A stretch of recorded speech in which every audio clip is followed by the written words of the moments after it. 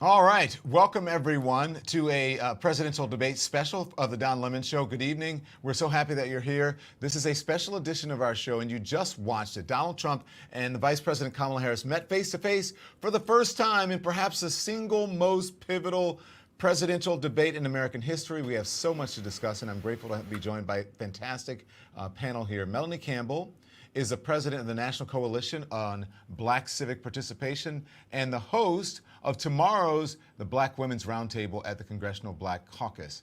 I will see you on Thursday morning, by the way, for a breakfast there at the Congressional Black Caucus in Washington, D.C. Ryan Wiggins is a chief of staff at the Lincoln Project, and Terrance Woodbury is a founding partner at HIT, or HIT Strategies. Rachel Bitecofer is a phenomenal political strategist and an analyst. So thank you all for joining. I appreciate it all. David Muir, Lindsay Davis, wrapping up the debate just moments ago.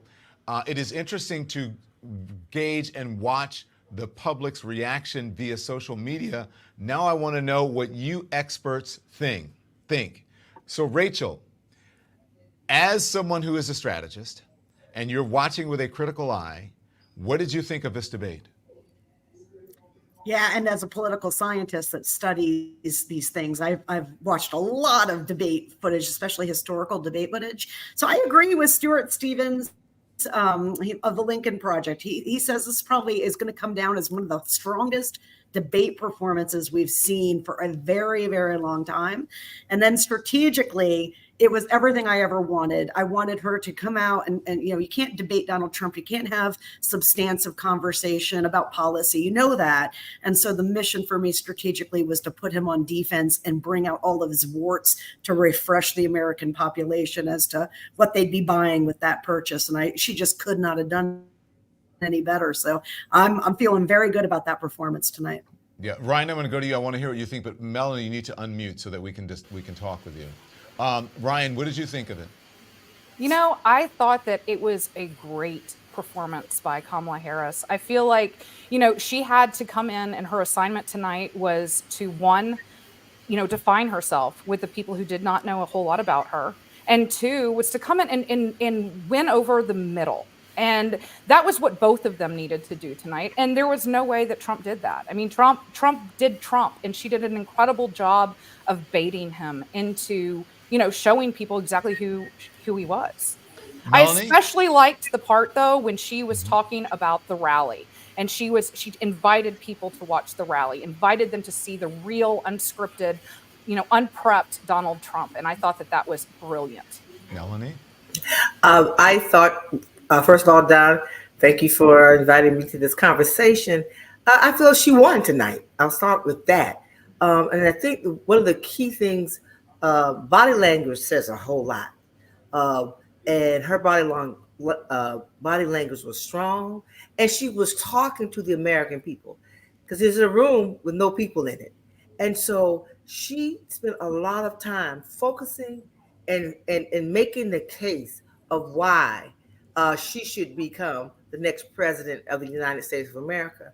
And I was thrilled because she showed she's ready on day one to be president of this country. Mm-hmm. Terrance, what did you think? I agree with the ladies here. I do believe that the vice president understood the assignment tonight, which was first and foremost to introduce herself. 28% of Americans still don't know enough about her to rate her. And so she had to not just talk about what she's done, but who she is and how that contributes to what she's done. And we heard her layer in a little bit more of that bio beyond just her resume. But I want to be clear, I don't underestimate and have never underestimated the ability of Donald Trump to resonate with his base. Donald Trump also understood the assignment tonight. He's not trying to reach across the aisle. Mm-hmm. He's not trying to attract new voters. Donald Trump is trying to mobilize his base. And I think what we have to prove is that there are more of us than there are of them, that we are, in fact, the majority. And that 46 or 47% of his base is not going to be enough to get him over the finish line. Well, but it has to be in the right states. You have to be the majority in the right states. A popular vote, as you well know, all of you, and I think the country knows, that doesn't quite cut it. I think you're right, Terrance. I think that he appealed to his constituents. He appealed to the MAGA crowd. It was also, he steamrolled everyone. And I have been saying that Donald Trump will steamroll Kamala Harris, the vice president, or anyone he's on stage with.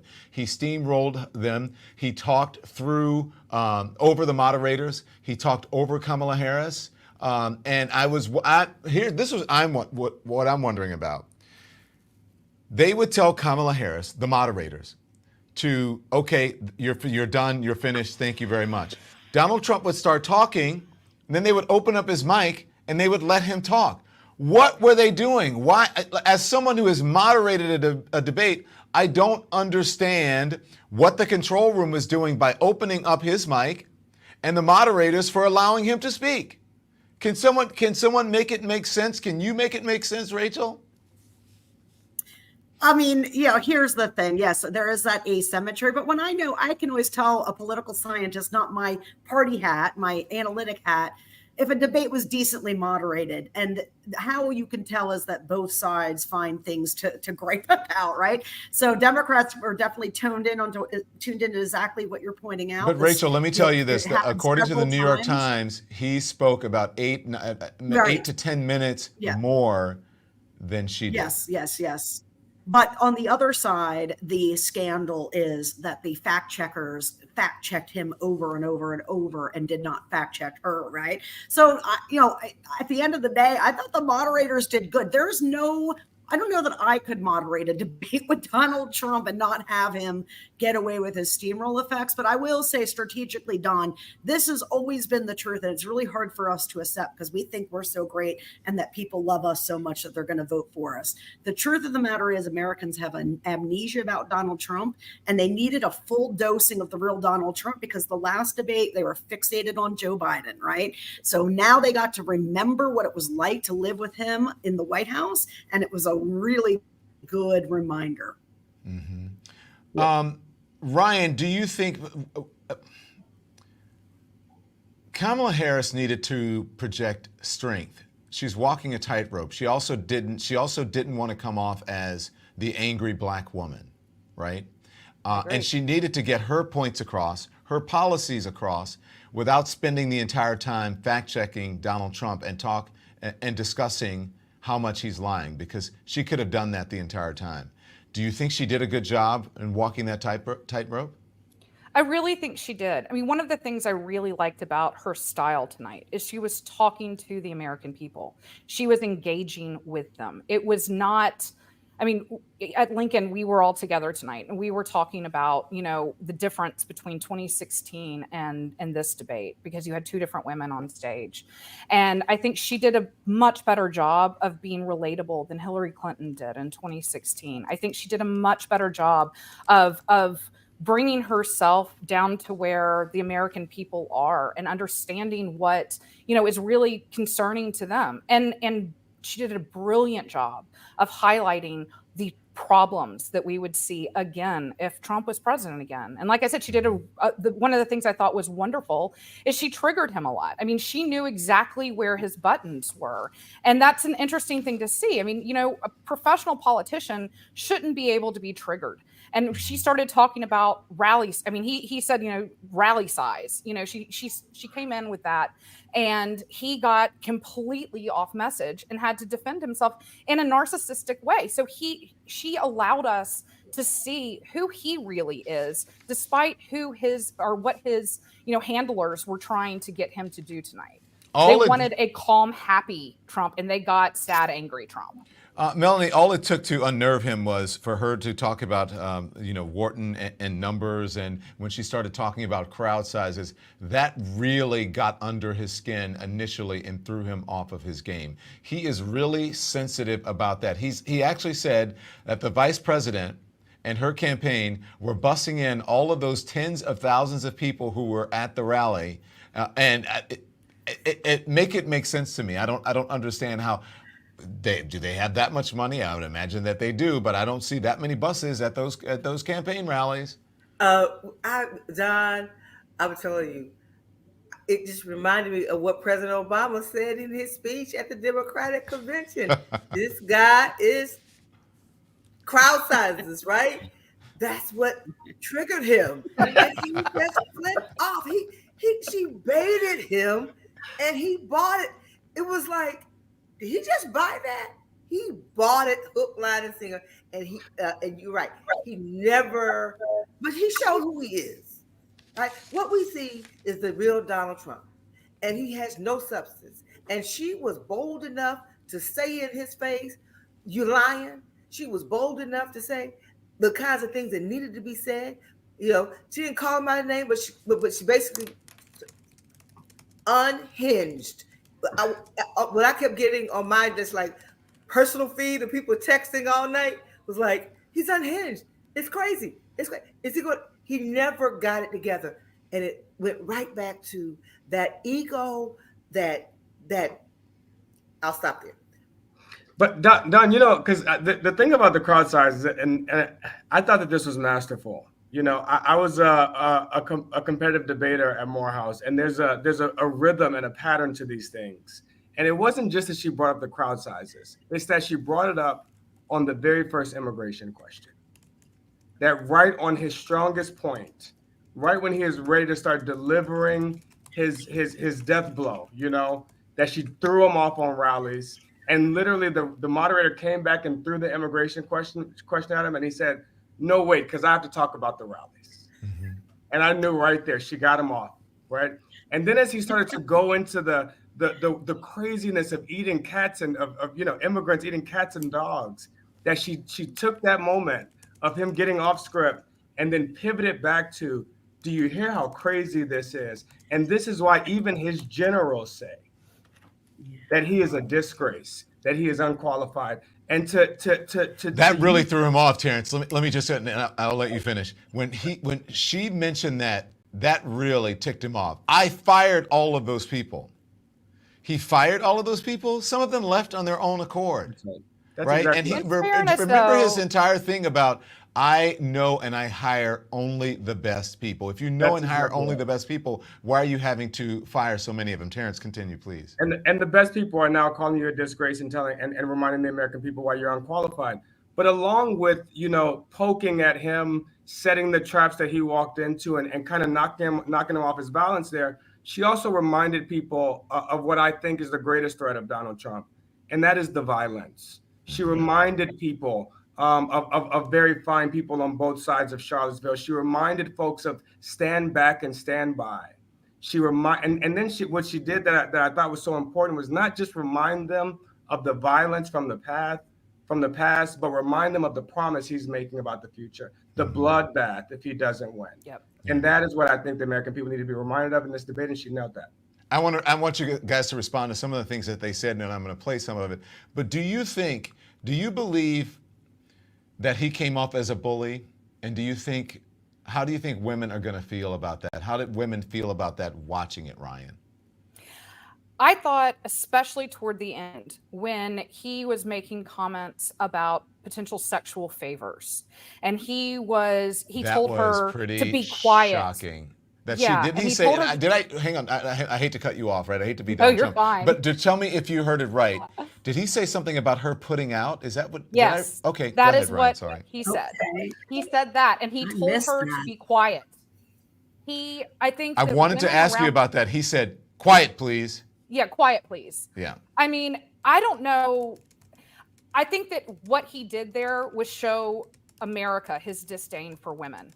And this is the year of the woman. Women are going to decide this election. Women and African Americans and allies of women, those are the ones who are going to play here. Those are the ones that he needed to win over. Those are the ones that needed to see a softer side of Donald Trump. And he didn't deliver on that. And I mean, he was back and forth on abortion. I mean, who is exterminating babies after they're born? It was like he was talking about a firing squad. That's just that's not real. And good for the vice president for calling that out and calling him on his crap when it came to all things abortion. I mean, he was talking about how, women around the country like the Dobbs decision and they want to vote in their own states. None of that is true. Okay, let's discuss that. While we're here, since we're here, let's discuss and let's play the abortion moment. And I thought she actually owned this part of the debate. She owned it. Vice President, I want to get your response to President Trump. Well, as I said, you're going to hear a bunch of lies, and that's not actually a surprising fact. let's understand how we got here. Donald Trump hand-selected 3 members of the United States Supreme Court with the intention that they would undo the protections of Roe v. Wade. And they did exactly as he intended. And now in over 20 states, there are Trump abortion bans, which make it criminal for a doctor or nurse to provide health care. In one state, it provides prison for life. Trump abortion bans that make no exception even for rape and incest, which understand what that means. A survivor of a crime of violation to their body does not have the right to make a decision about what happens to their body next. That is immoral. And one does not have to abandon their faith or deeply held beliefs to agree. The government, and Donald Trump certainly, should not be telling a woman what to do with her body. I have talked with women around our country.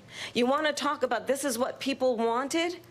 Pregnant women who want to carry a pregnancy to term, suffering from a miscarriage, being denied care in an emergency room because the healthcare providers are afraid they might go to jail, and she's bleeding out in a car in the parking lot. She didn't want that. Her husband didn't want that. A 12 or 13-year-old survivor of incest being forced to carry a pregnancy to term. They don't want that. And I pledge to you, when Congress passes a bill to put back in place the protections of Roe v. Wade, as President of the United States, I will proudly sign it into law. But understand, if Donald Trump were to be reelected, he will sign a national abortion ban. Understand, in his Project 2025, there would be a national abortion, a monitor that would be monitoring your pregnancies, your miscarriages.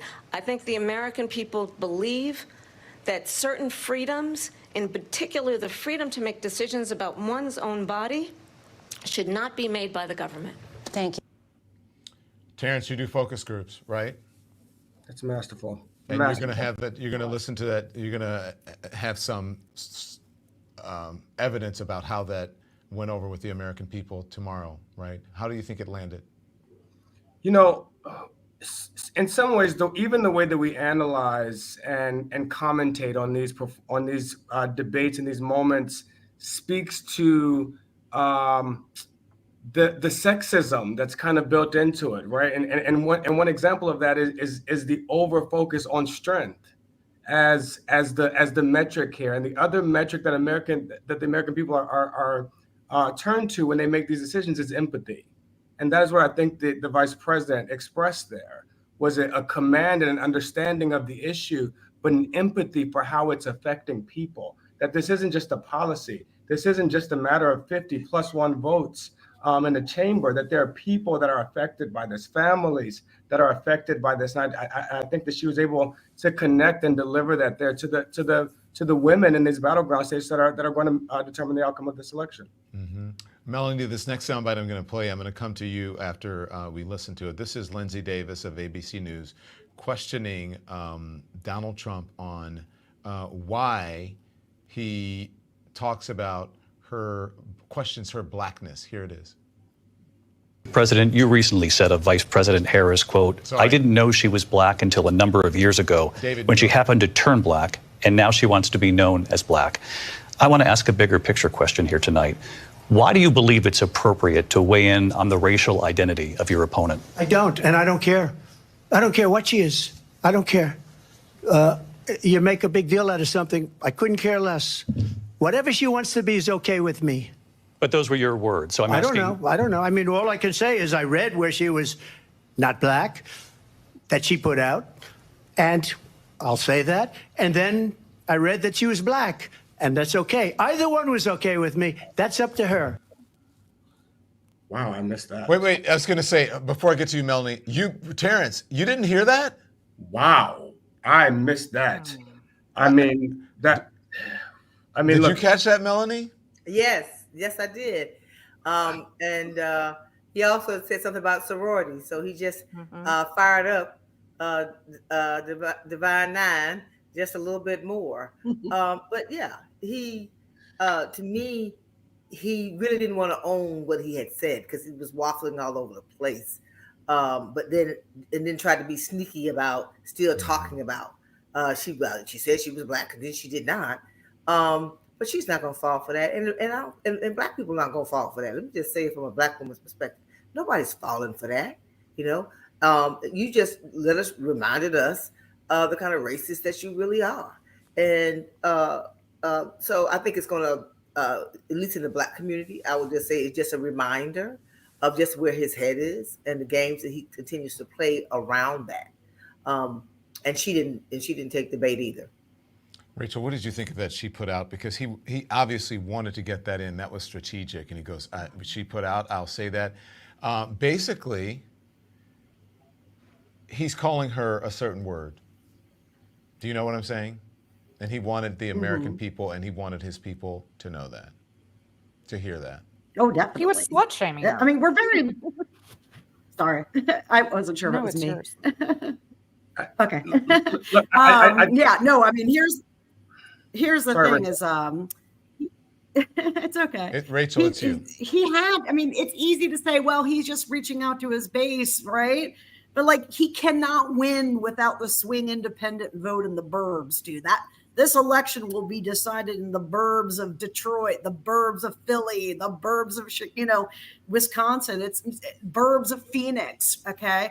And so it's so devastatingly bad for him. Because like when we say the burbs, we don't mean white America anymore. The burbs are very racially diverse. These are the modern American suburbs that we're talking about. And they just don't like this stuff at all. So let me just jump in here. Let me jump in with some breaking news. I'm sorry to cut you off. I don't mean to be Donald Trump. Yeah, no. I have been asking for weeks now this question. When will Taylor Swift endorse Kamala Harris? According to NBC News, it's breaking news. Taylor Swift endorses Kamala Harris. Pop superstar Taylor Swift endorsed Vice President Harris, Kamala Harris's presidential candidacy, on Tuesday night after the conclusion of the high-stakes debate. It reads, "I will be casting my vote for Kamala Harris and Tim Walz in the 2024 presidential election," Swift said in a post on Instagram.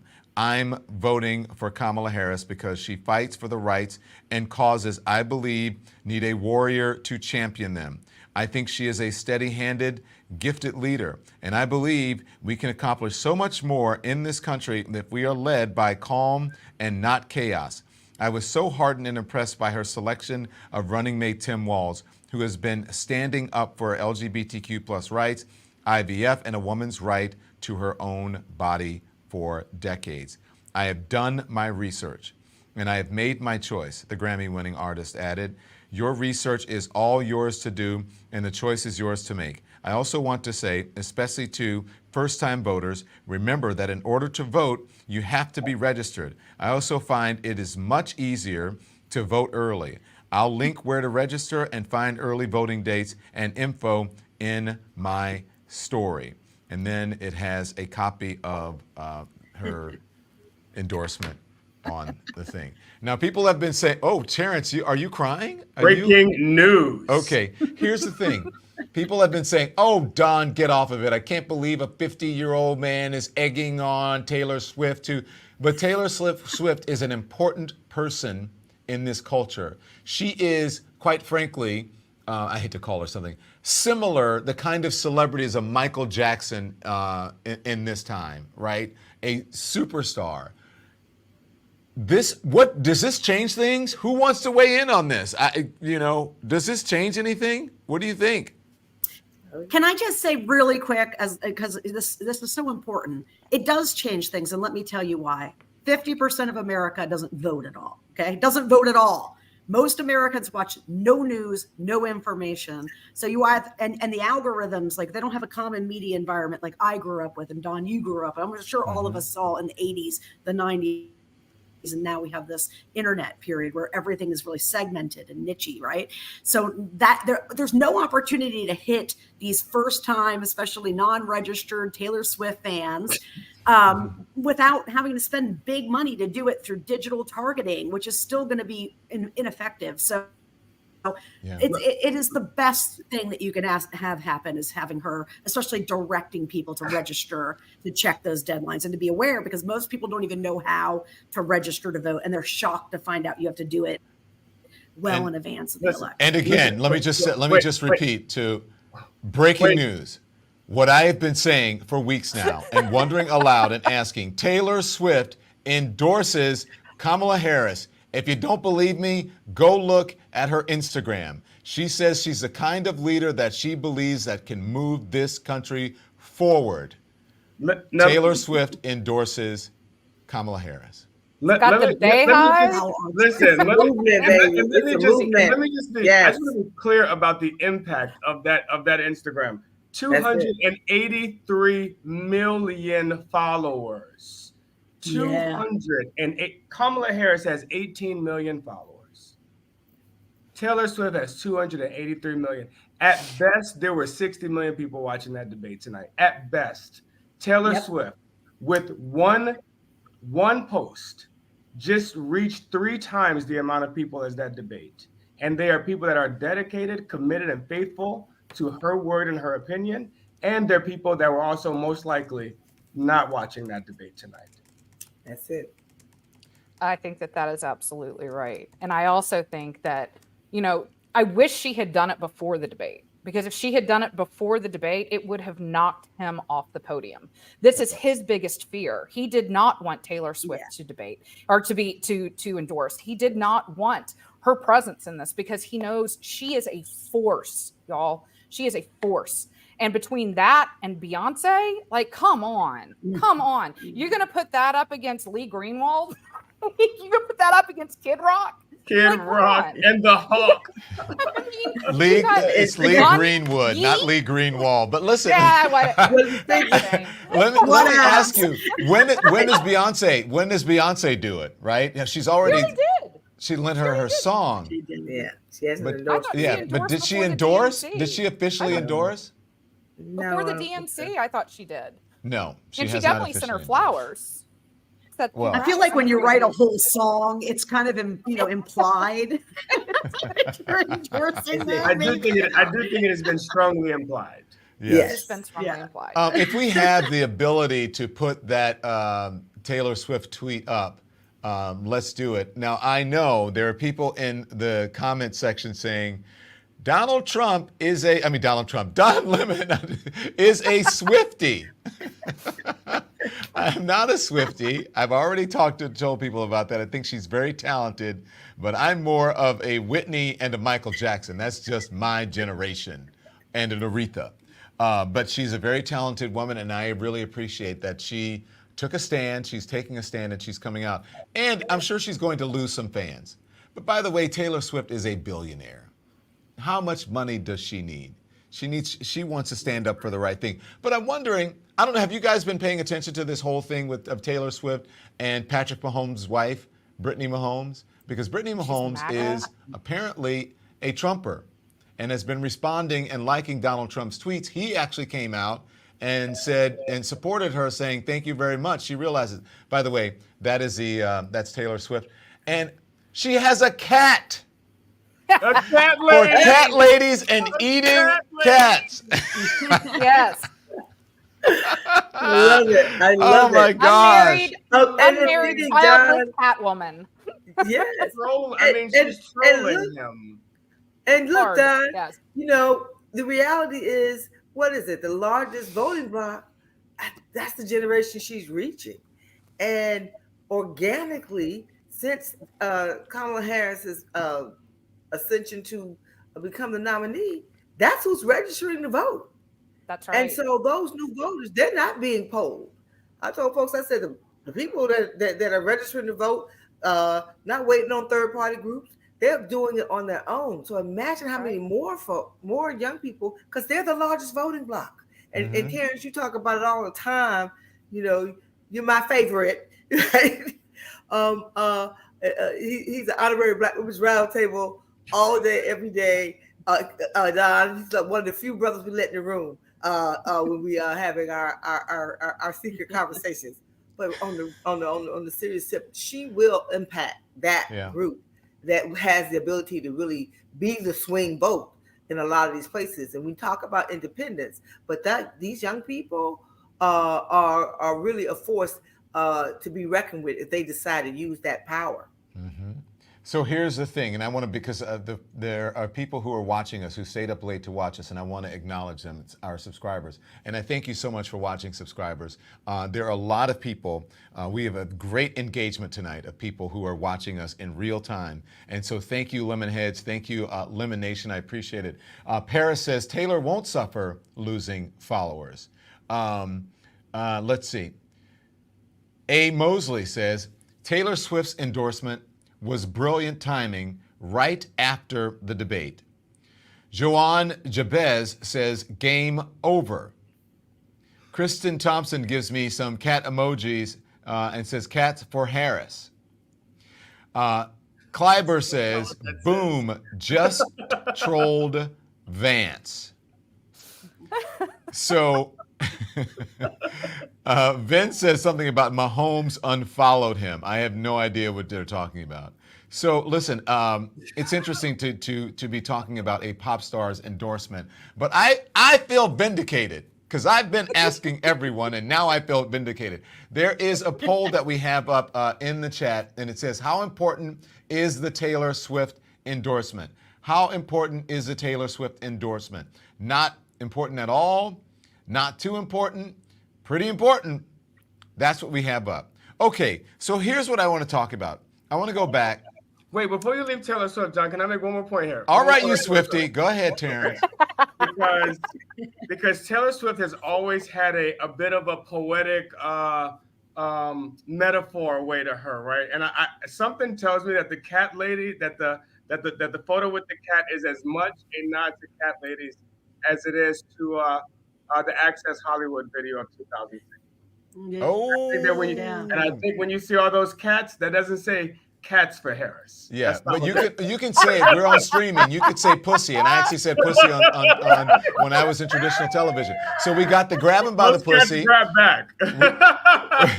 We got grab him by the pussy. We have got childless cat ladies, and we have the lie of immigrants eating cats. There's a whole cat theme going on here.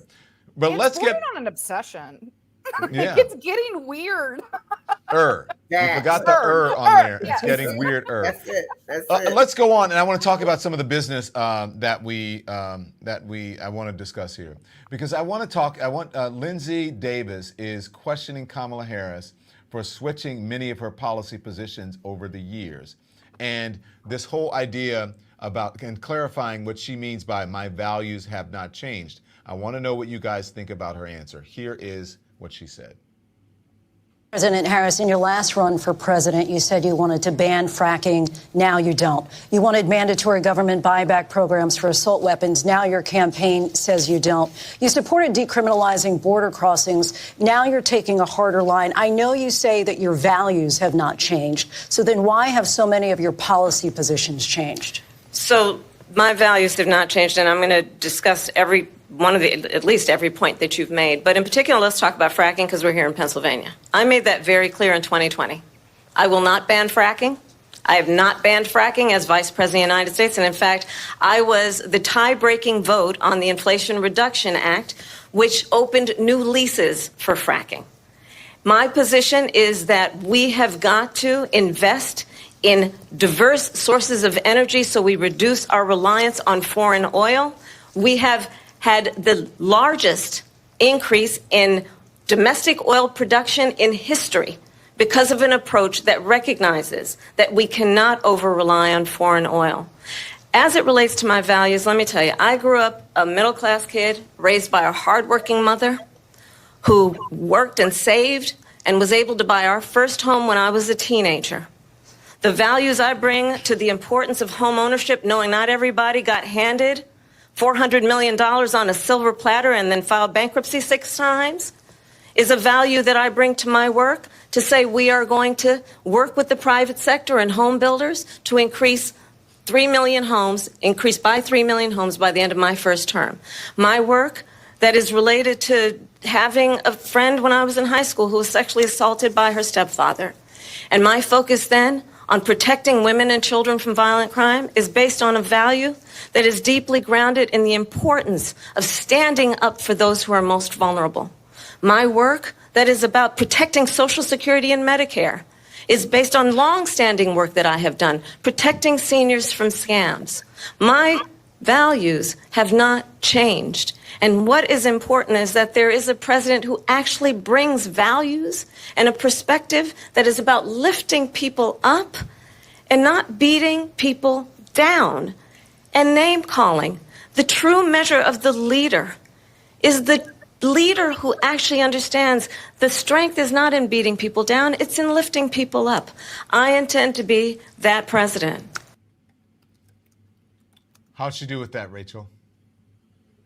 So good. And you know what I mean?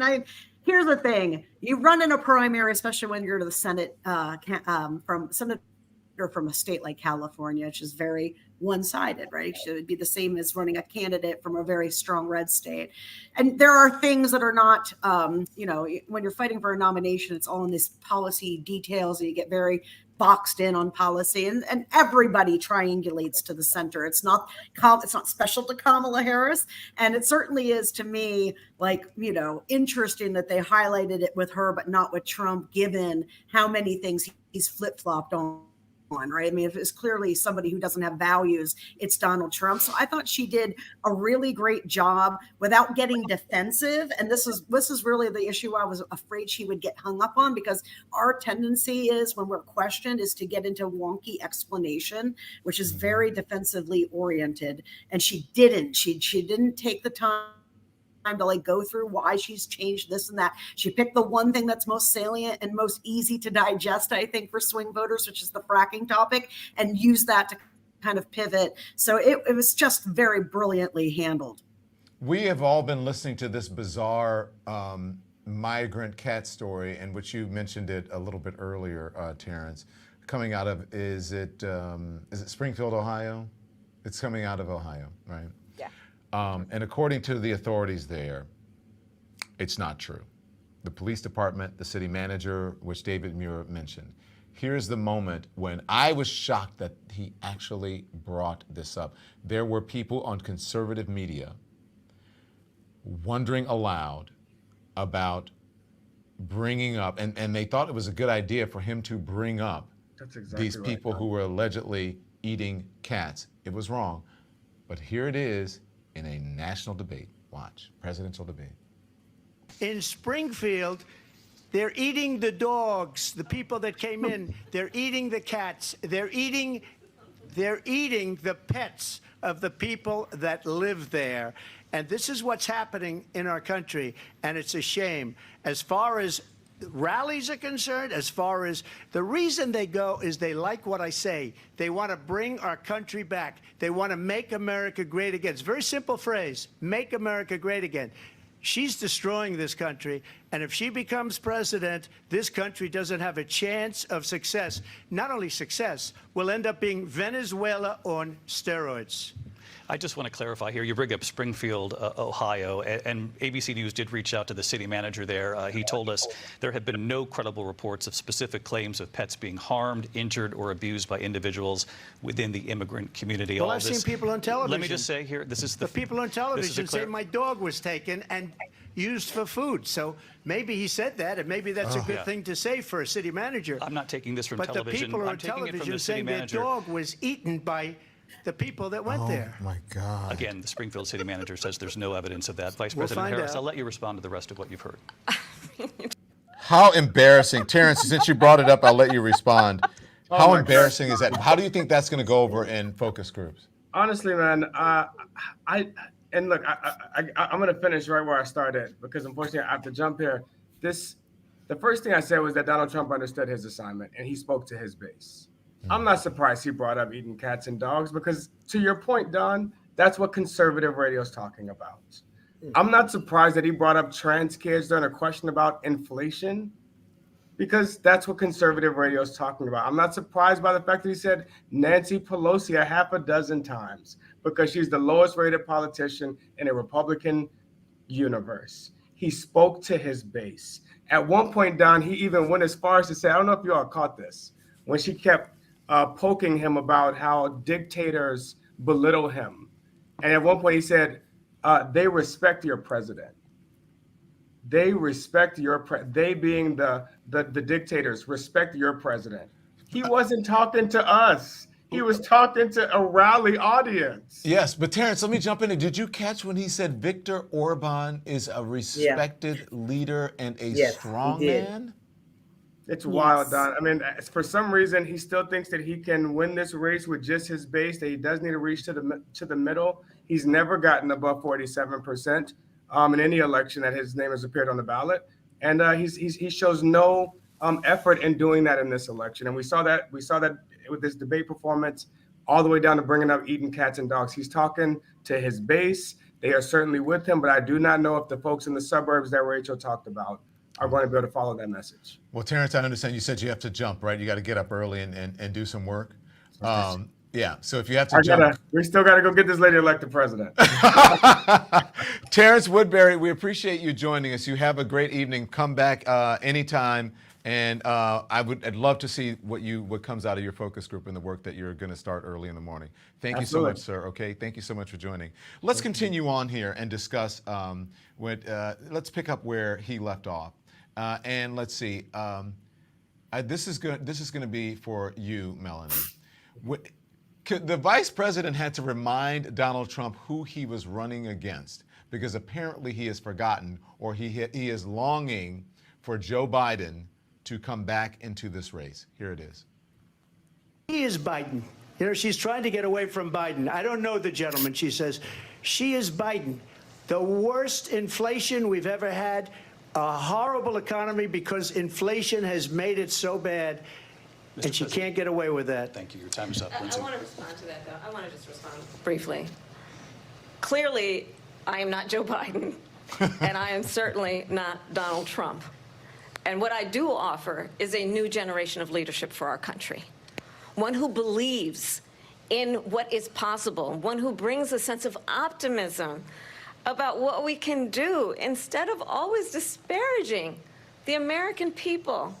I believe in what we can do to strengthen our small businesses, which is why I have a plan. Let's talk about our plans and let's compare the plans.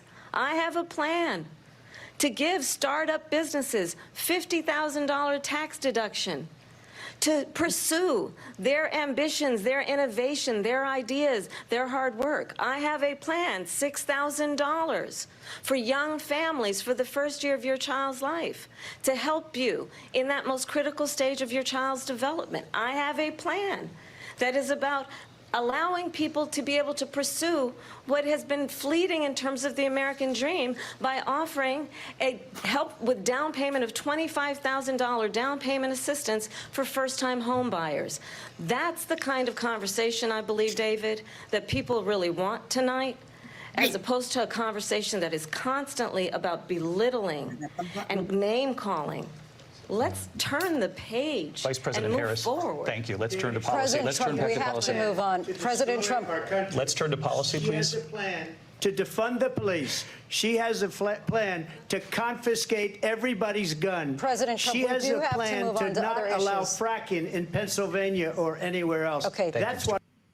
I thought that was by far her strongest moment and his weakest moment. And by the way, I just want to remind everybody to hit the thumbs up because it helps the algorithm. We have a lot of folks watching, and not a lot of folks are hitting the thumbs up button and liking and subscribing.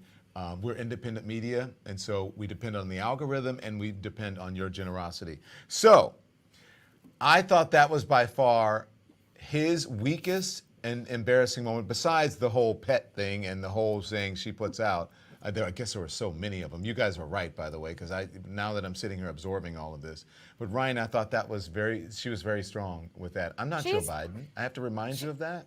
Well, I mean, you know, he's been confused for months about who he's running against. I mean, he keeps citing Joe Biden. He keeps citing Nancy Pelosi. He keeps citing Hillary Clinton and all of these people who he is not running against because he does not know how to run against a strong Black woman. He doesn't know how to talk to a strong Black woman. He doesn't know how to talk to America about a strong Black woman, because anything that he says is going to reinforce the racism. It's going to reinforce the misogyny. It is going to reinforce the bad traits that he needs to rid himself of to get that middle. I mean, this race is going to be won in like, the margin of error. And he is not talking to the margin of error. He is talking to his own base. And so, it was brilliant. And I mean, one of the things we haven't talked about was the face she was serving him during this entire debate. And it was amazing. I mean, I'm a Southerner. Obviously, I'm a Southerner. I sound like a Southerner. We have a word for that. It's called bless your heart. Okay, I want to talk to you about that because not everyone agrees with you. That's always upsetting. Frank Luntz is a pollster, as you know. And he says on content, he tweeted this: Harris is winning. Visually, she is hurting herself because of the faces that she was making. That's according to him. Can I add on to that, Don? What about his faces, Don? Let's get the women to talk what on this about one. his faces? Because ahead, I mean, Melanie. that's what I'm saying. Right, Mel, and he couldn't even look at her. Right. Yeah. That's the most important thing. Right. He is so afraid to look at her and remember that she's a strong Black woman that he kept his whole face there because he knew that she would melt like he did to Rachel Scott. He's terrified of strong Black women, and it really showed, dude. Yeah. And I just think she had command of that camera in a way that she kept talking to the person sitting in their living room. Yeah. And that I think will resonate. And as she laid out a positive, forward-thinking, more joy than he was frowning, making all these gestures, his eyes rolling all over the place. So you can say that, she made faces, but we were making them sitting in the living room. And so I was going to say. What did he just say? What? Because people aren't stupid. And he's talking to his base, but also he's losing folks who might not have made their mind. And he's scaring the hell out of folks who have made up their mind to make sure that, I was just going to take myself. I'm making sure that my niece, my nephew, my child, I'm making sure that they show up at the polls, because this man is a frightening situation for this country. And that was some of what I was getting just sitting in here watching it on my own phone. People were like, wait a minute. She's winning, but oh my God, he's frightening. Also from Frank Luntz. Frank Luntz says, if she wants to win, Harris needs to train her face not to respond. It feeds into a female stereotype, and more importantly, risks offending undecided voters. I totally disagree with that. Like, wholeheartedly disagree with that. Her face was saying what America was thinking. And I think that, again, it made her relatable. Like, how do you sit there with a straight face and listen to the crap he was saying and just pretend like he's not saying it? I think that made her relatable. Like I said, I mean, my face was doing the same thing.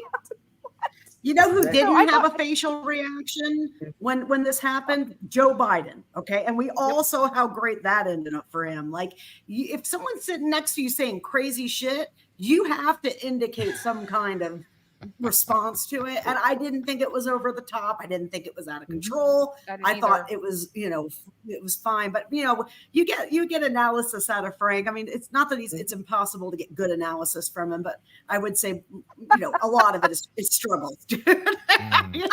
One more thing I want to play. Something else, Don. You asked Terrance about effects on that abortion question. Yeah. And David Plouffe tweeted out during the debate, I remember seeing this, that in the instant moment, they had a 40-point margin open up between Trump and Harris on that question. And he said it's one of the largest effect sizes he's ever seen in his, debate live. You have to have a lot of money to run one of these on the abortion. On abortion, on the abortion part. And why is because she not only did the policy part, but she made it personal. She brought every woman and husband into that. And mother and father into that situation, right? And it was just so brilliantly executed. But I'm excited to see what the rest of the data says. But that's a good preliminary sign that we aren't crazy. It really was a good moment for her. Okay, a couple things I want to get to. This is the vice president on crime in America. Here it is. Thank you. I'll let you respond, Vice President Harris. Well, I think this is so rich, coming from someone who has been prosecuted for national security crimes, economic crimes, election interference, has been found liable for sexual assault, and his next big court appearance is in November at his own criminal sentencing. And let's be clear where each person stands on the issue of what is important about respect for the rule of law and respect for law enforcement. The former vice president called for defunding federal law enforcement, 45,000 agents, get this, on the day after he was arraigned on 34 felony counts. So let's talk about what is important in this race. It is important that we move forward, that we turn the page on this same old tired rhetoric and address the needs of the American people, address what we need to do about the housing shortage, which I have a plan for, address what we must do to support our small businesses, address bringing down the price of groceries. But frankly, the American people are exhausted with this same old tired playbook. Vice President Harris, thank you. Yeah. Okay, I want to know what you guys think about that. But again, we have a lot of folks watching us, so I want to make sure that you like and subscribe to the channel and that you tell everyone, because we have great conversations. We actually beat some of the news networks on reporting the breaking news about Taylor Swift. But I thought this moment where she called him a criminal to his face, I thought that that was a very significant moment. Rachel? All I wanted was this. I wanted what she did tonight, and I just feel like a little kid that had a really ambitious wish list for Christmas. And damn, if they didn't come downstairs and Santa delivered it all on a platter, right? I mean, it's just so great that, and the way that she did it. You know, I had faith that she would have a strong debate. You don't get to be the California Attorney General, the senator from one of the most populous state in the country, unless you're very, very good. And people underestimate that because how presidential primaries marginalize, like you have to be really well known to even get any traction in a primary. So I knew people were underestimating her capabilities, and tonight she blew my expectations, and I had pretty strong ones. It was the prosecutor versus the felon. I mean, you saw her skill set come out. And again, I mean, it was almost like, she was making a closing argument. I mean, she was prosecuting him while explaining to the American people, this is why we can't go back. And I love that line of hers. We can't go back is my battle cry. I mean, as a woman in this country, that is something that I hold on to. And I loved that she brought that back, that we don't have to go back and do a 1-6 again. We don't have to go and have to deal with this loudmouth buffoon any longer than we want to. And it is up to the American people to say, enough. And I thought it was brilliant. I think she did a great job. Here is the vice president. You'll be first out of this one, okay, Melanie? Okay. This is the vice president talking about not taking guns and discussing the Affordable Care Act. Here it is. First of all, I absolutely support, and over the last 4 years as vice president, private health care options. But what we need to do is maintain and grow the Affordable Care Act. But I'll get to that, Lindsay. I just need to respond to a previous point that the former president has made. I've made very clear my position on fracking. And then this business about taking everyone's guns away. Tim Walz and I are both gun owners. We're not taking anybody's guns away. So stop with the continuous lying about this stuff.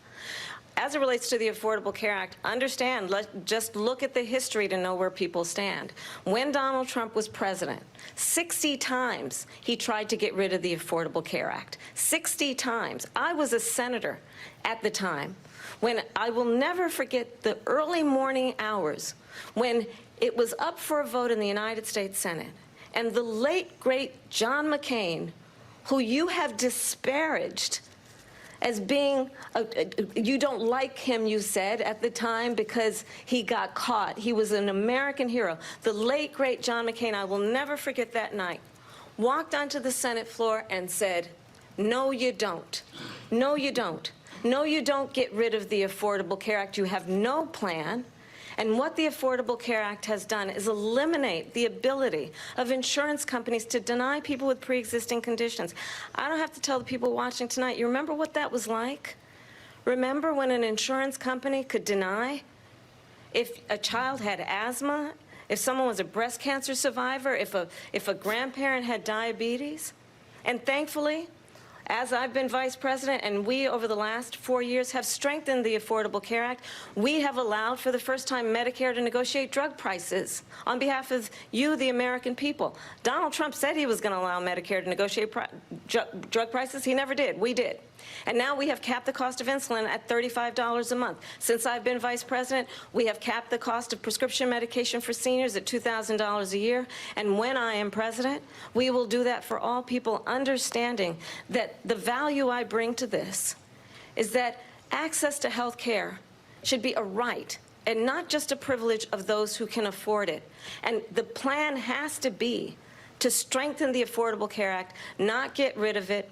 Vice President Harris, thank in terms you. of where Donald Trump stands on that. I want to move to a Solid answer.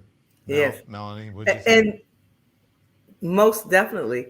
And I go back to body language again, though. I mean, the man doesn't smile. Everything is frowning. And then one of the things that he slipped and did was he started agreeing with her. And I think he caught himself when she was talking about what was good about the Affordable Care Act.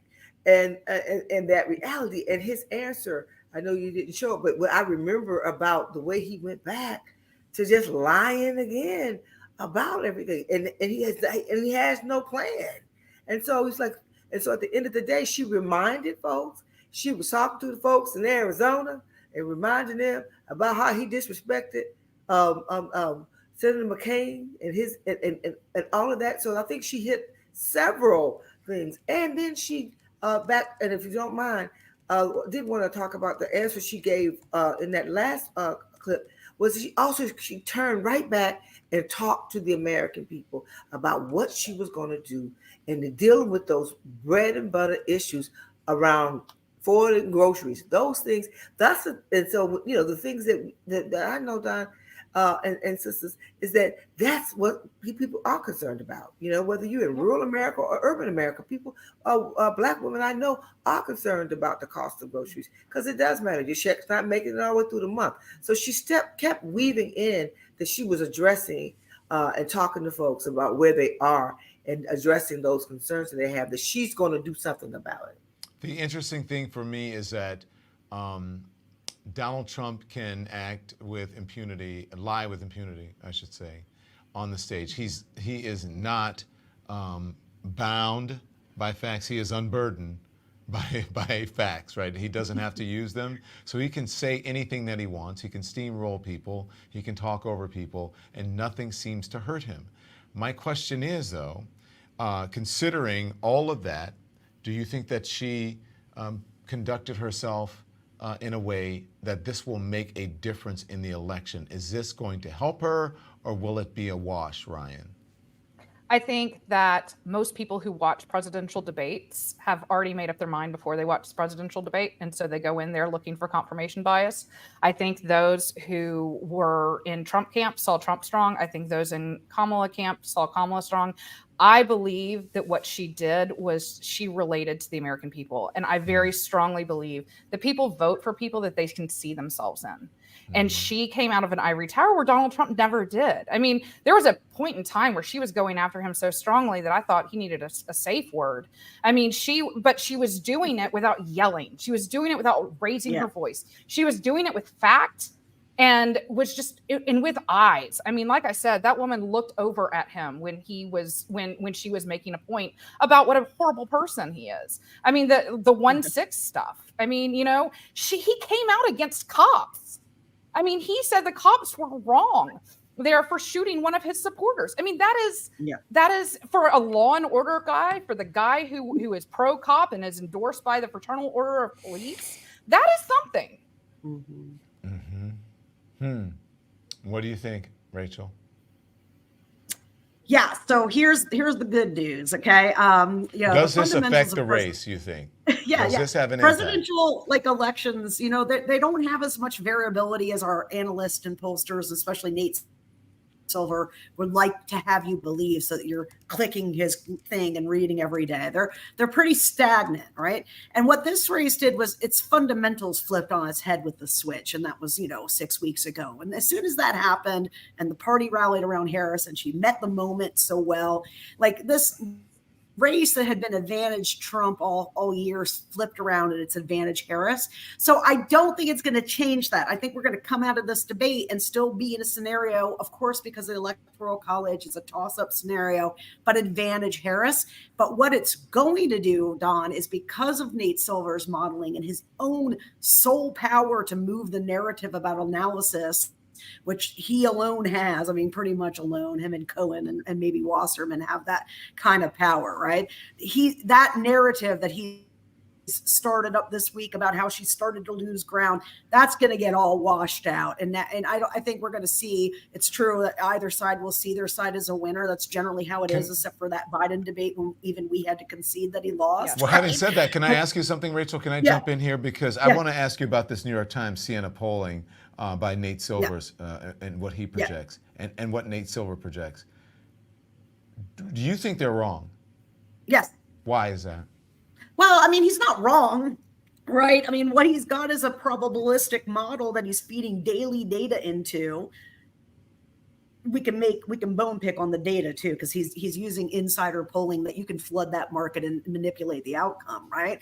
But at the end of the day, like, probability doesn't swing 15 points in one day, especially when non-events. Like tonight, there's a big event. It went one-sided. Maybe you could make an argument that the fundamentals have shifted 15 points in probability, but not last week. Okay. And so what he's doing is, in my opinion, and I know I speak on other people with academic degrees, it's research unethical. I mean, but it is selling a lot of subscriptions to his blog. And I think that is the ultimate purpose of all of his work. So clicks.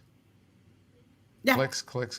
Because when you follow my blog for election analysis, you're getting a weekly update, which I think is still generous, okay? Because usually there's not something new and exciting to tell you in a week. And I'm telling you, the fundamentals are set. There's not that much variation. In our discipline, it's a known fact that campaigns are they have minimal effects. We're talking about marginal effects. And so the coverage acts like everything is this new event and everything can change. Well, certainly when you change the nominee, you can get an effect that big. When you overturn Roe v. Wade after 53 years, you can get an effect that big. But most things are not going to impact a stasis of a race. And that should include this debate. Melanie, are you believing these polls? No. I believe that there are people that spoke earlier that those new registered voters aren't being polled. And that's that Generation Z generation that's out there registering, mostly women, mostly young women. They're not being polled. Now, do I think that she, and then I try not to think about it, but I remember 2016 when they said Hillary Clinton was double digits. So, and we see what happened. And so I believe what's going to matter is who shows up. I think it's definitely a ground game. It is about getting your people out and showing up, and in many places being ready for the shenanigans, if you will, that will be played. And that's part of, for my organization, many of our organizations having a strategy around safety at the polls and things like that. I think that's everybody that I've been talking with, organizations that are out here doing the work, are really focusing in on that ground game. And of course, I'm nonpartisan, but I'm giving you the big picture about I know what's going on. I don't get myself in trouble with that. I want to ask you about the about independence. Who would be better to answer that? Is it Ryan or is it Rachel? I'm wondering. I'm happy to answer about the Bannon line. That's our deal. I want to know if she wins over any independents from this, or so does Donald Trump win independents from this? Well, there are two groups of people that we're looking at. Lincoln is looking at this year. We are looking at Red Dawns, and those are people who typically are very conservative, but are very afraid of Putin being that close to the White House. They remember the problem of the Cold War. They don't really want to see him controlling the executive branch. And then we're also targeting a group that we're calling Dobbs dads. And these are not just dads, these are parents of typically daughters who don't want to see their daughters have less rights than their grandparents did. And we believe that moving those people in the existential states, specifically Arizona, Michigan, Pennsylvania, and Wisconsin, will play a major, major role here. I think they delivered on Dobbs dads tonight. I think that those people are going to absolutely have watched this and have made up their mind after this debate. I think that if they paid attention, and I mean, like I said, the people who typically are, undecideds at this point don't pay attention a lot to politics. But I do believe that this moves the needle because Trump did not, I mean, he tried to claim, I won't sign a national abortion ban, but we all know what he has said. And I think that the vice president did a really good job tonight of delivering Dobbs dads to her campaign and to the Democrats. I mean, I think she did a great job of saying, you don't have to be a Democrat. You don't have to necessarily agree with policy. You just have to be an American. You have to be a patriot, a true patriot who loves this country and loves democracy. And that wins over, again, the Red Dawns. So I think tonight was a good night for her. I really do. I think I didn't see a whole lot of missteps. And I am excited going into what this is. But the question about the polling earlier, it was a fair question. I mean, I don't even know how you poll in this moment because the country is so polarized that it's the margin of error that really matters. That is the Bannon line. They're in that margin of error. And so I don't think you can do that. I think what you have to pay attention to right now is the way things are trending. I don't think you can pay attention to any poll to pay attention to trend lines. And things are right now trending toward the vice president, and I believe they will continue to do so. Yep. So there's a poll up in our chat. It says, will this debate impact the race? And quite a number of you have voted. About 1,500 people have voted. Let's see if we can get more. It says not at all, 5%, barely 17%. Yes, in a big way, helping Harris, 75%. So yes, in a big way, helping Trump, 3%. Now, I'm just wondering if this is a political Rorschach test, this debate, depending on how you feel politically, right? Either you think Trump knocked it out of the park and he owned her but because of the steamrolling, or you think that the vice president did a great job considering his antics and the behavior that everyone knows that he's going to portray. Yeah. What do you think there, Melanie? I think the latter, and I think that because there was a lot of conversation. It was anywhere I went in the last 72 hours, the people were talking about the debate. And boy, and so she delivered when it comes to that. And so when and what you said, Ryan, about momentum, I mean that's the case. I mean, once President Biden stepped aside, and in that moment there was like the dam broke, right? Mm-hmm. And the dam it keeps breaking.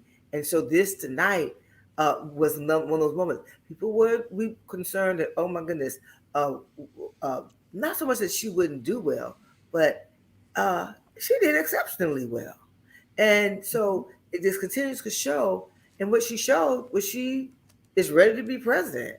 She showed that the command of the stage, he's taller than her, but he looked and seemed very small because all he kept doing was the same old stuff. And she kept saying it, and you just keep doing that. And she would look at it, and then she'd turn, talk to the voters sitting in their living room in Michigan, in Arizona, heck, even Florida, my home state. Lord have mercy, we'll see what happens. Mine too, girl. Mine too. He wouldn't even look at her, and I'm not sure. I want to see if in this next soundbite he even looks at her. Either he didn't, or very rarely he did. This was a very, very important part of the conversation, or the debate, I should say, and that is January 6th. This is that part of the debate. Here it is. Mr. President, on January 6th, you told your supporters to march to the Capitol. You said you would be right there with them. The country and the world saw what played out at the Capitol that day, the officers coming under attack. Aides in the West Wing say you watched it unfold on television off the Oval Office. You did send out tweets, but it was more than 2 hours before you sent out that video message telling your supporters to go home. Is there anything you regret about what you did on that day? You just said a thing that isn't covered. Peacefully and patriotically, I said during my speech, not later on. Peacefully and patriotically. And nobody on the other side was killed. Ashley Babbitt was shot by an out-of-control police officer that should have never, ever shot her. It's a disgrace. But we didn't do this group of people that have been treated so badly. I ask, what about all the people that are pouring into our country and killing people that she allowed to pour in? She was the border czar, remember that. She was the border czar. She doesn't want to be called the border czar because she's embarrassed by the border. In fact, she said at the beginning, well, I'm surprised you're not talking about the border yet. That's because she knows what a bad job they've done. What about those people? When are they going to be prosecuted? When are these people from countries all over the world, not just South America? They're coming in from all over the world, David, all over the world. And crime rates are down all over the world because of it. But let me just ask you. David, when are those people going to be prosecuted? When are the people that burned down Minneapolis going to be prosecuted? Or in Seattle? They went into Seattle. They took over a big percentage of the city of Seattle. When are those people going to be prosecuted? Did he actually answer the question at all? I mean, No. He did, but then he deflected to what happened in Minneapolis and Seattle. What does that have to do with an insurrection? Does anybody, can somebody explain that to me, please, Ryan? Yeah, he's trying really well, hard. in the deflect. MAGA, oh, sorry. No, you're good, Rachel. Go ahead. No, he's trying really hard to deflect. I mean, this was a really dumb move on his part. I tweeted about this and I said, I want you guys to remember that gaslighting is abuse. Okay. Gaslighting is manipulation. Gaslighting is a way of controlling people and making them feel like they've lost their mind. We watched 1-6 live. We saw him tell them to march down to the Capitol. We heard him evoke his vice president. And I mean, that was my thing earlier. You were talking about, how he was saying how he fired everybody. No, he tried to have people killed. He tried to have his own vice president killed. He is wanting to deflect from that because it is so nasty. People forget that people defecated in statutory hall. People, I mean, they tore down the first time a Confederate flag has ever flown in the United States Capitol. Okay, he doesn't want you to remember all of that. He wants to, and the fact that he's coming after cops who are trying to defend not only, the people in the building, but the constitutional process that was happening at that moment. That is the moment he does not want you to remember. He does not want you to remember that he tried to overthrow your government, that he has no respect for the American law or order or anything. He wants control. He wants power. And if he is reelected, he will not leave. And I'm going to tell you this too, expect violence, expect it again, expect it before the election, expect there to be problems at polling places, because while Americans are fighting for our freedom, he is fighting for his. And he knows that if he loses this election, he will never see the outside of a jail cell again. That's right. I am being told that the conservative networks are saying that this was the most biased debate in debate history. ABC inaccurately fact checks Trump, but not Harris. That's how you know that they lost. Right. Exactly. Don, I have to jet. I have a Yeah, I know kid you have to jump. Hey, before you jump, I just want to put this up just for you, okay? This is from the Lincoln Project. I just want you to see this photograph and respond to it before we let Rachel get out of here. And all they said was accurate. Rachel? Yeah, it's accurate. Wow. And, Ryan summed it up so good, I don't need to reiterate. It is exactly right. And, this election is going to come down to the burbs. That's why this strategy has been a big tent coalition, a coalition of the decent, a coalition of the sane, whatever you want to call it. This is a moment that the Democratic strategy has been about bringing in people who believe in the rule of law and democracy. The convention was designed to maximize that. And I think Kamala Harris tonight, her speaking was directly aimed at the Red Dawn voters when she talked about Putin sitting Kiev and the Dobbs parents, right? So mischief managed. I think we're going to see independent. I think what matters is what are the when they do their focus groups, who wins? What do the independent voters say they win? Because partisans are going to never admit, one way or the other which side. But we will get a verdict from so-called swing voters, and I anticipate that verdict is that they're going to side with us and see that Kamala was the victor here. Okay, one more if you'll just let me, because I really respect the work that you do. No, I was just typing a message and I forgot what I wanted to ask you. Oh my God. Oh, I know what it is. Just real quick. Should she debate him again? That is a great question, dude. I mean, I think if he wants to debate, she has to. Because as soon as you don't debate when somebody makes the move, then you become the chicken and the narrative becomes how you're weak. So, if he wants to, she's going to have to do it. But the question, Don, is will he want to after getting his ass handed to him tonight? And I'm not sure he will.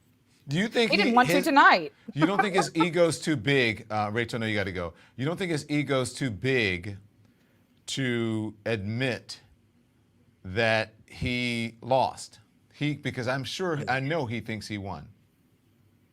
No, he'll never admit that he lost anything. He can't. It's a psychological thing for him, right? Even by a whisker? The entire government.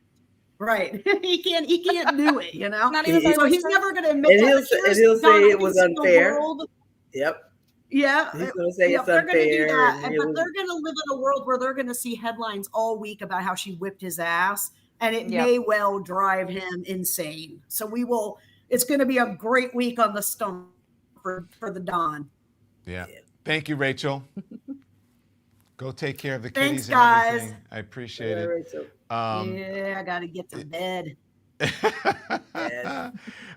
So by the way, thank you. By the way, the former president has been making the rounds on conservative media, and we're going to play some of it just a little bit and get you guys to respond, and then we'll let you go. But there's still a lot of engagement that's happening, and people are watching. I mean, I wonder if this was one of the most watched debates in history, considering what's at stake. The last one we saw, I mean, I did see people who were texting me saying, I can't watch this anymore. I just cannot watch him. He makes my skin crawl because he just steamrolls people. But I wonder how this one will go down in history. Mel, do you think that this was a historic one? Most definitely. And I think what's also is her performance to me, and maybe I'm being biased. I'm trying to keep my analyst hat on, but she did great, right? And so she keeps making, I call it her story, American history, Black her story, history, and everything that's happening, and that's fresh for folks. And when people keep saying, people want change, they want something fresh and new, she keeps bringing it. And that, I think that, again, I'm going by the kind of responses as it was happening on social, on my text, on my thread. Everybody that I know was watching that debate, right? Family members I don't normally hear from. People were watching, and everybody was saying, she's kicking his behind. And that was that, and so that level of enthusiasm just builds on the enthusiasm that the wind is against her back. And and I agree. The other thing, though, that I do still feel that there's bias in how some of these things get covered, and that she went into this debate with folks saying that she had to walk on water and all he had to do was show up. And she more than prosecuted the case, but she also left people feeling joyful. And I think that continues to build on the Harris-Walz ticket, that they are about forward and they are about positivity and they are about bringing people together.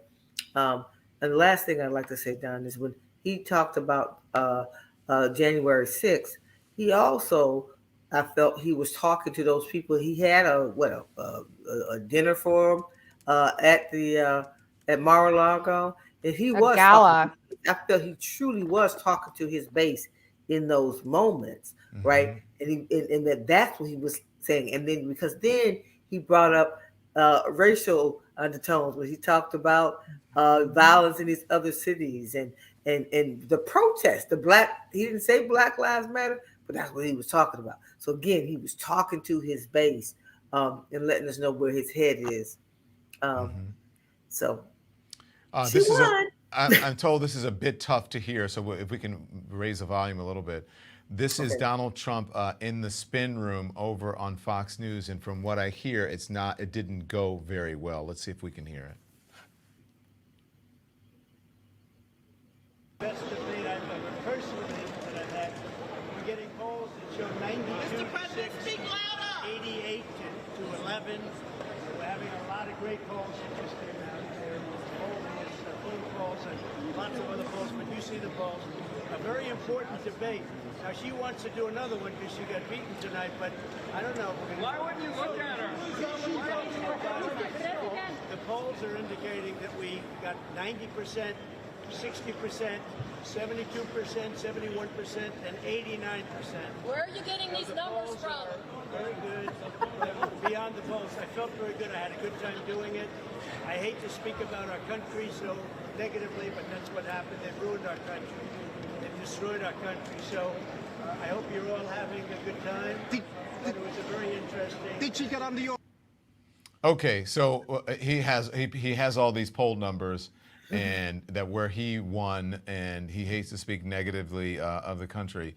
Okay, this is him, I believe, on Fox News. Let's watch. Wants a second debate. What's your answer? She lost. She wants it because she lost. Do you have an answer? Well, I don't know. I have to think about it. But if you won the debate, I sort of think maybe I shouldn't do it. Why should I do another debate? She immediately said, we want another debate. That's, you know what happens when you're a prize fighter and you lose? You immediately want a new fight. You want a rematch? You want a rematch. The guy that won is sort of happy and thinking about it. Would you be inclined to say yes, or you Maybe don't if know? it was on a fair network, I would do that. But I think let Hannity moderate it. yeah, no, I think like that I would be did fair. Newsom and Ron DeSantis. I think it would be fair. You would be fair, actually. I would be you fair. want to know the truth. Okay, so he says she wants another debate because she lost. Do you guys agree with that? Are you serious right Ryan? now? Absolutely not. Absolutely No. not. Just no. This But- man is so full of it. Yes. Well, apparently he says, according to the analytics, he won, and why should I debate her again when I won? Okay, here he is on another one of him on Fox News. And the reason you do a second debate is if you lose, and they Oh, it's the lost. same one. And we looked at one poll, it was 92 to 7. Yeah. We looked at another one, 86 to 3. Wow. I mean, we have. So he's, again, talking about poll numbers. And then there's a rogues gallery behind him. There you see Vivek Ramaswamy behind him. Tim Scott was there. Lindsey Graham. I saw them all on Fox News. This is madness. So It's madness. as we get out of here, your final thoughts. I'll give you a lightning round here. Melanie, excuse me. What your final thought, please, on this and what happens, where you go from here?